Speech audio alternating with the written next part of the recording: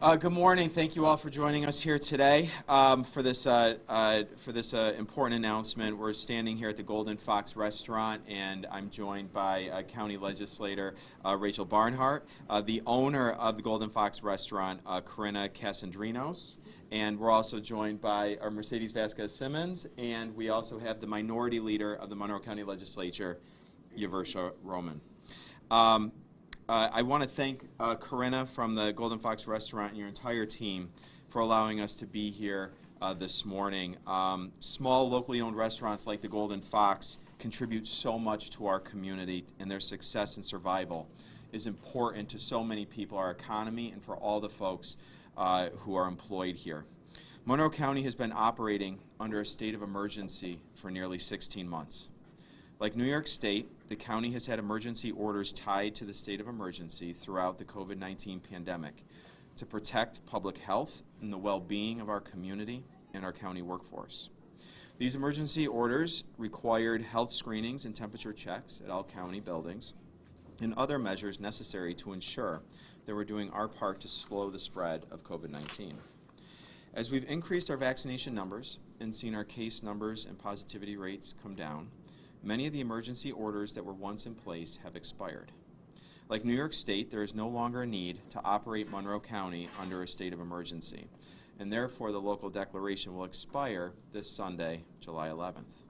With that expiration, our one remaining emergency order, an emergency order to cap third-party delivery fees that is charged to many local restaurants, will expire as well.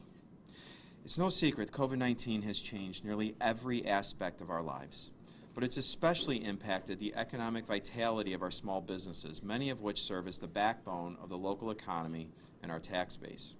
Like so many other sectors of the economy, local restaurants and the food service industry have been severely impacted by the pandemic.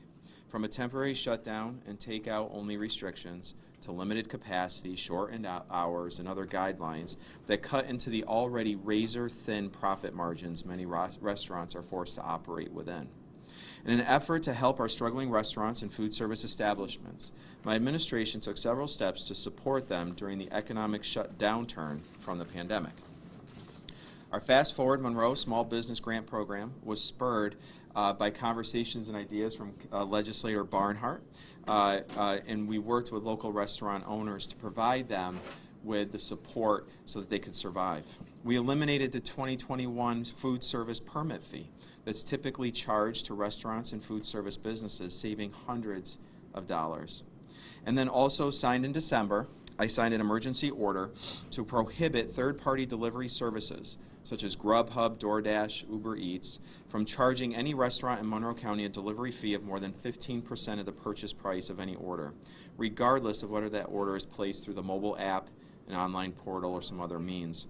It's not uncommon for these services to charge restaurants as much as 30% of the purchase price on an order, which is not sustainable. So this common sense emergency order and action that we took worked. It saved countless restaurants thousands of dollars over the 6 months it was in effect. And we've heard from local people like right here at the Golden Fox and others like at Selena's and the Old Stone Tavern, the Red Fern, all of which have proof that the benefits of this executive order worked and that it was necessary to be in place. But it was only in effect because of our emergency declaration, and we simply cannot operate under a state of emergency forever. The time has come for the state of emergency to end, and therefore, the time has come for the Monroe County Legislature to step up and act to make this cost-saving measure permanent to protect and support local restaurants in Monroe County. Without their action, many of our favorite restaurants will once again face excessive service fees from delivery companies, just as many are now finally returning to their pre-COVID-19 operations. Now is not the time to impose unnecessary charges on our recovering, locally owned restaurants. We need to continue to give them the resources to reestablish themselves in our reopening economy as they reconnect with their customers and the community. A proposed local law to cap delivery fees was submitted in the Monroe County Legislature for consideration last November before the executive order was signed by legislator Rachel Barnhart, but it was tabled by the county legislature Republican majority.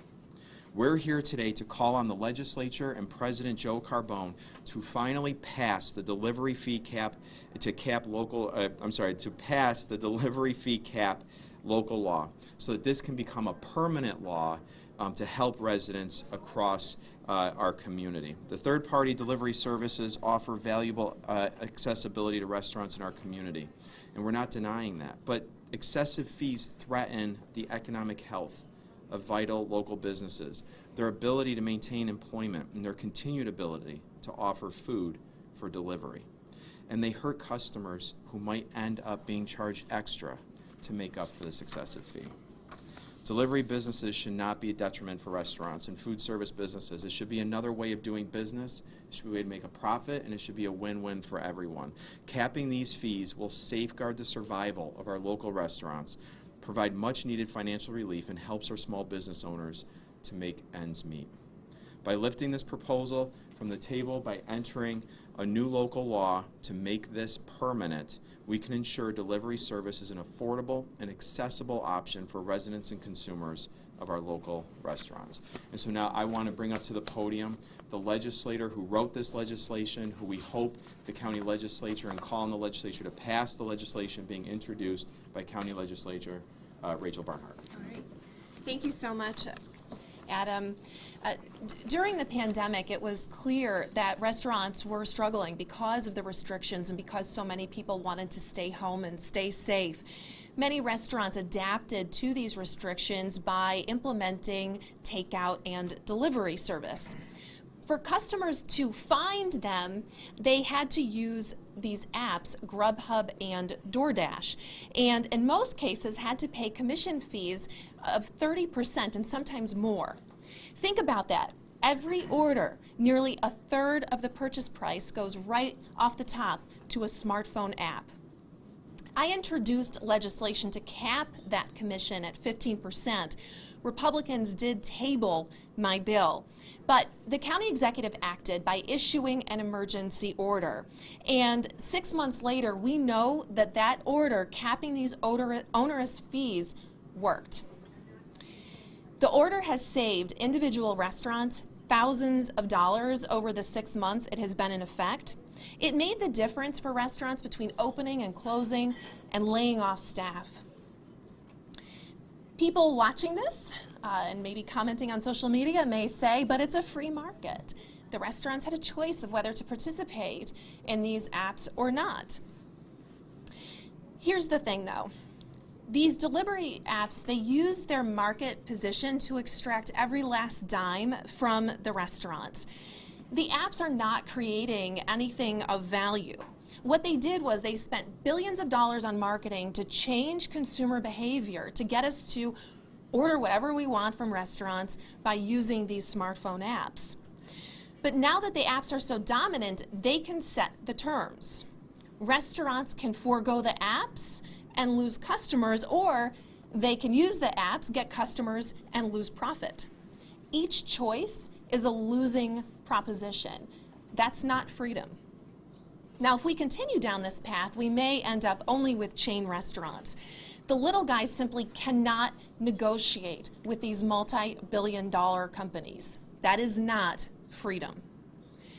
The success of this emergency order shows that we need a permanent solution, and I will work on introducing new legislation. The legislation I had introduced back in November was specific to the pandemic. We now have more information showing that this should be put in place permanently, and I will be calling on the legislature to pass a bill that would implement a permanent cap. Many communities and states around the country are considering doing the same thing. Some have already done it, and we should do that here in Monroe County. Earlier, Corinna, the owner of Golden Fox, calculated how much she saved from this order, and we're going to hear from her right now. Thank you, Corinna. Yes. So with Rachel's magic Grubhub cap, we saved almost $8,000 in the months that we were doing takeout and delivery. I was also lucky enough to be a recipient of the Fast Forward grant with Rachel's help again, and keeping this cap permanent would greatly help us get back on our feet. function as we know it and keep our community served the way they should be. And 30% is just too much for a small family business, honestly. But hopefully Rachel can pull us through again. Thank you. Corinna. Thank you so much. We can take any questions. Corinna, actually, if you wouldn't mind, can you talk about, Rachel brought up the point that businesses like, this is a staple in Rochester. Thank you. Yeah, it's a great place. Thank you. But these delivery apps really only are beneficial to chain restaurants and things like that. Right. Would you be worried about losing your business unless something's changed? Absolutely. Absolutely, because with the higher fees, I have to pass that extra charge on to my customers as far as all the takeout and all the condiments and whatever are more expensive. And in turn, people might go somewhere else, or, you know, we've gotten quite a delivery, or I'm sorry, a following with takeout and delivery, and people might not like that if they see the prices go up. And I've already seen that Grubhub is slowly creeping up again with their fees. So they're starting to hit us again. And you can't negotiate with them. No, absolutely not. No negotiating. Either that or you just don't use them anymore. But if you don't use it, like, again, to Rachel's point, you lose out on... Right. Unless I had my own delivery service, which isn't really feasible right now. You know, Grubhub is very convenient, and this community takes advantage of the delivery services, but it is very, very expensive for us. Yep. Are you expecting to see any resistance in the legislature of making this permanent? Yes. You know, I think with a Republican majority, I can. Yeah. Yeah. The Republican majority leader, when the legislation was tabled in a committee meeting, really echoed industry talking points that these caps hurt restaurants and hurt customers. And so I'm not optimistic that we will be able to pass the legislation with a Republican majority. However, I really hope that my colleagues see that the benefits of how the cap has been working. And to date, Grubhub and DoorDash have provided zero statistical evidence that restaurants were hurt. They say that restaurants were hurt, but they can't provide any evidence. And meanwhile, every restaurant owner that we've spoken to says that this worked for them. This is something I can research myself, but New York City also put in a similar policy during the pandemic. Do you know if they made theirs permanent yet? Or? No, but there's legislation to do that. If you could look online, Eater Magazine, Wall Street Journal, and New York Times all just did articles about these kinds of orders expiring and what communities are doing about it. How long has this restaurant been here? 1973 was opened, so we were closed a little over a year doing just takeout and delivery. And thanks to all the funding provided by the city and, you know, government funding, we were able to stay afloat, and of course with Rachel's help with the Grubhub. So hopefully we'll be here another 50 years. Corinna, can we have you say and spell your full name, please? Yeah, first name?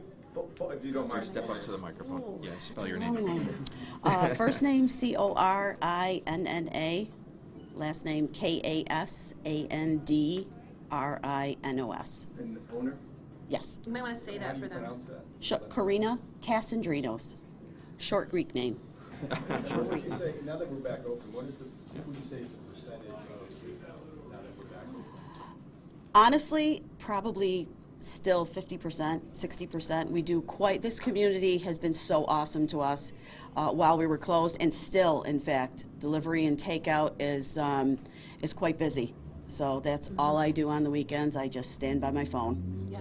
Yes. And I think it's important to note that, remember, even if the Golden Fox and other restaurants did their own delivery service, they'd still have to compete against Grubhub and DoorDash and the billions of dollars that they spend on marketing to get you to use your smartphone. So it's really not a level playing field, and that's not a simple solution because consumers are now using their apps. These companies have trained us how to use our apps, and if you don't believe me, go try to hail a yellow cab and see what happens. Great, thank you, everybody. Thank you so All right. much. Yep. Awesome. All right. Can I get breakfast for We you gotta get a guys? picture. Can we get a picture with Yeah, everybody? we Yeah. Anyone staying for breakfast or? No? Okay.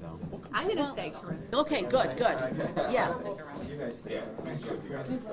Is that right? You know what a celebrity we had here in you.